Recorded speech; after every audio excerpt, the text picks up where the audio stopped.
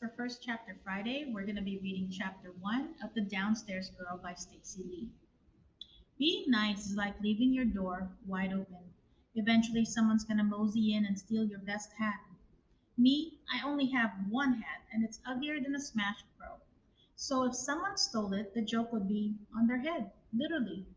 Still, boundaries must be set, especially boundaries over one's worth. Today, I will demand a raise. You're making that pavement twitchy the way you're staring at it. Robbie Withers shines his smile on me. Ever since the traveling dentist who pulled Robbie's rotting molar told him he would lose more if he didn't scrub his teeth regularly, he has brushed twice daily, and he expects me to do it too. Pavement is underappreciated for all it does to smooth the way. I tell his laughing eyes, which are brown like eagle's feathers, same as his skin. We should be more grateful. Robbie gestures grandly at the ground. Pavement, we are much obliged despite all the patty cakes we dump on you. He pulls me away from a pile of manure. It was Robbie's mother who nursed me when I was a baby, God rest her soul, and it was she who told old Jen about the secret basement under the print shop. Whitehall Street, the spine of Atlanta, rises well above the treetops with her stately brick and imposing stone buildings, along with the occasional Victorian house that refuses to give up her seat at the table. Business is good here, and like the longleaf pine forests being burned by Sherman's troops a quarter century ago, only made the city grow back stronger. You look different today. I pretend to appraise him from his cap to his tan trousers. You forget something? It is rare to see him without the mule and cart he uses as a delivery man for Bucksbaum's department store. They're down a clerk. Mr. Bucksbaum's letting me fill in until they find someone new. He straightens his pinstripe jacket, though it's already straight enough to measure with. You don't say. Mr. Bucksbaum is popular among whites and colored alike, but hiring a colored clerk isn't done in these parts. If I do a good job, maybe he'll let me fill in on a more permanent basis. He gives me a tight smile. If you don't stick your foot out, you'll never advance. You'd be perfect for the job. I myself am fixing to ask Mrs. English for a raise. He whistles, a short, low sound. If Mrs. English had any sense, she'd give it to you. Of course, common sense was never very common in these parts. I nod, a surge of righteous blood flooding my veins. 2 years I have worked as a milliner's assistant at the same wage of 50 cents a day. Measly. It is already 1890. Plus, old Jen has lost too much weight, and I need him to buy medicine. Not a booty ball or buckeye powder, but something legitimate, and legitimate costs money. One of the newly electric streetcars approaches, bringing by an audience of Southerners in various stages of confusion at the sight of me. An Eastern face in Western clothes always sets the game wheels to spinning between curiosity and disapproval. Most of the time, the pointer lands on disapproval. I should charge them for the privilege of ogling me. Of course, I'd have to split the fee with Robbie, whose 6 foot height also draws attention, even as he keeps his eyes on the sidewalk. He stops walking and squares his cap so that it's flat enough to play chess on. Here's my stop. Good luck, Joe. Thanks, but keep some for yourself. He winks, then slips down a narrow alley to use the back door to Bucksbaum's. Old Jim tells me things have changed for the worse since I was born. After good old President Hayes returned the South to home rule, Dems told colored people they should use the back alleys from then on, which pretty much sums up everything. Fluffing the sleeves of my russet dress, which have lost their puff and hang, like a pair of deflated lungs, I carry myself a block farther to English's millinery. The shop stands between a candle maker and a seed store, meaning it can smell like a Catholic church or alfalfa, depending on which way the wind blows. This morning, however, the air is still too crisp to hold a scent. The picture windows are as clear as our Lord's eyes. How I left them last night, with several mauve hats displayed. Mauve is having a moment. Instead of going through the front, I also trekked to the back entrance. Folks care less about which door Chinese people use nowadays, compared with when the laborers were shipped in to replace the field slaves after the war. Perhaps whites feel the same way about us as they do ladybugs. A few are fine, but a swarm turns the stomach. 3 boxes have been left by the back door, and I gather them in my arms, then enter. The sight of Lizzie trying on the nearly finished sensible hat, that I'd been designing stops me in my tracks. What is she doing here so early? She barely traipses in at 9 when the shop opens, and it's not even a quarter past 8. Good morning. I set the boxes on our work table, which is already weighed down with reams of felt. The broadsides for the charity horse race are barely dry, and orders are already flooding in.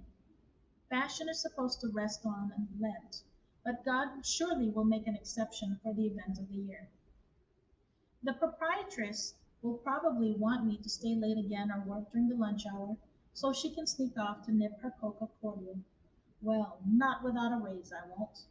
Mrs. English wants to speak with you, Lizzie says in her breathy voice. She smooths a hand down the rooster tail I'd pinned to the sensible hat with an eternity nod. Ringlets of strawberry blonde hair play peekaboo under the saucer brim. I remove my floor-length cloak and black hat, one of the misfits that Mrs. English let me purchase at a discount. This one, made possible through Lizzie's clumsy hands. Then I tie on a lace apron. The velvet curtain separating the store from the workroom jerks to one side, and Mrs. English bustles in. There you are, she says in her haughty schoolmarm's voice. I dust off my drab shop cap. Good morning, ma'am.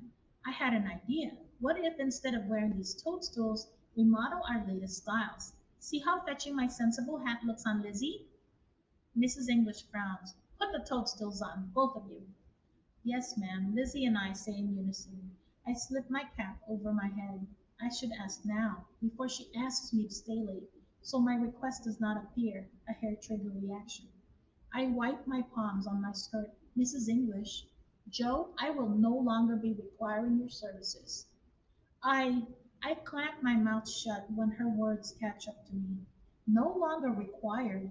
I'm dismissed. I only need one shop girl, and Lizzie will do. Lizzie draws in a sharp breath. Her normally sleepy eyes open wide enough to catch gnats. Lizzie, open the packages. I hope the new butter blocks in one of them. Mrs. English wiggles her fingers. Yes, ma'am. Jars clatter as Lizzie rummages for a knife. But I turn my back on Lizzie and lower my pipes to a whisper. Mrs. English, I trained her. I can felt a block twice as fast as her.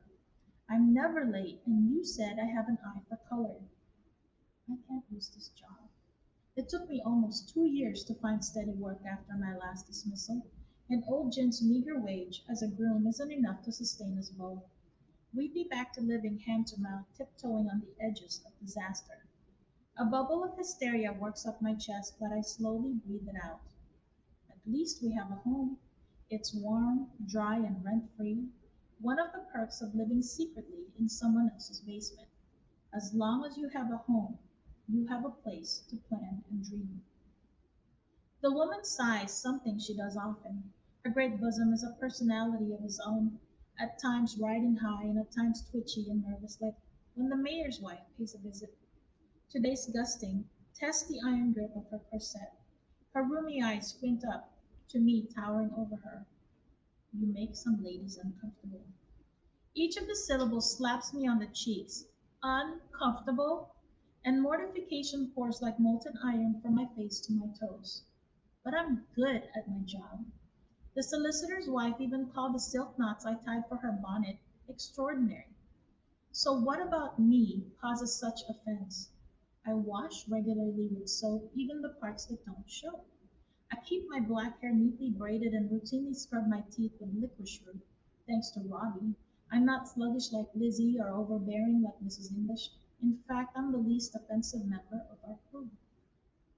It's because I'm. My hand flies to my cheek, dusky and smooth, as the Asian steps. I know you can't help it. It's the lot you drew. She matches her round eyes with mine, which are just as round but taper at the outside corners. But it's not just that. You're a sauce box. She squints at my cap, and I regret calling it a toadstool. You don't know when to keep your opinions to yourself. She draws back her head, causing her neck to bunch. Women want to be complimented. They do not want to be told they look washed out, square in the jaw, or pie faced. If a hat made me look pie faced, I would certainly want to know when I purchased it.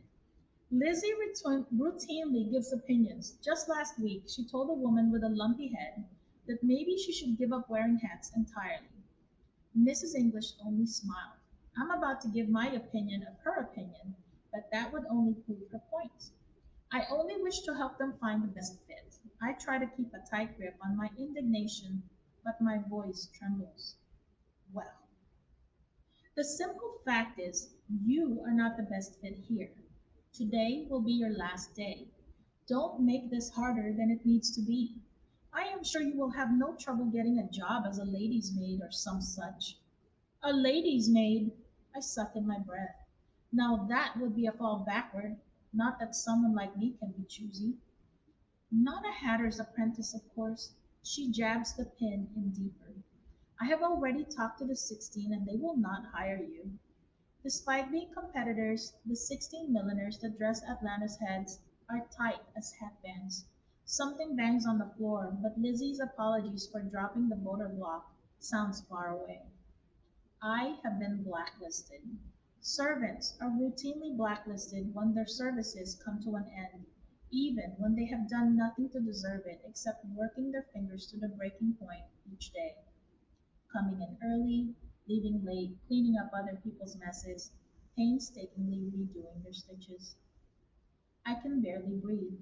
But I I can't risk you spilling my secrets. The door chimes clang and Mrs. English scurries back to the front.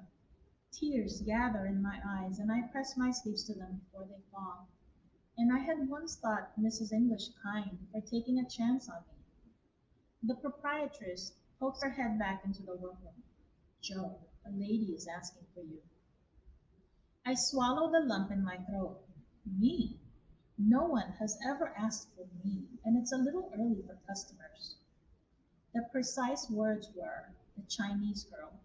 And so I had to give it my best shot. Don't dawdle. I dry my face and follow her into the shop. On the other side of the oak counter stands a woman in a gray suit with a modest bustle and a white blouse with a high collar.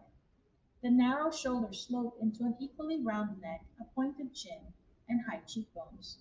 Her prematurely white hair is tied into a practical knot. I gasp.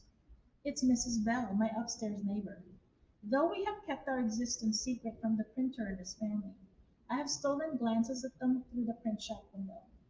Her flannel gray eyes spread over me, and I can almost hear the underground walls of our home caving in. Outside, a whip cracks, a mule brays, and the last of my hopes seem to stampede away. If you are interested in checking out this book, please go to our Nimitz library and check out the ebook. The title is The Downstairs Girl by Stacy Lee. Thank you for joining us for First Chapter Friday. I'm Miss Guanlao. Till next time.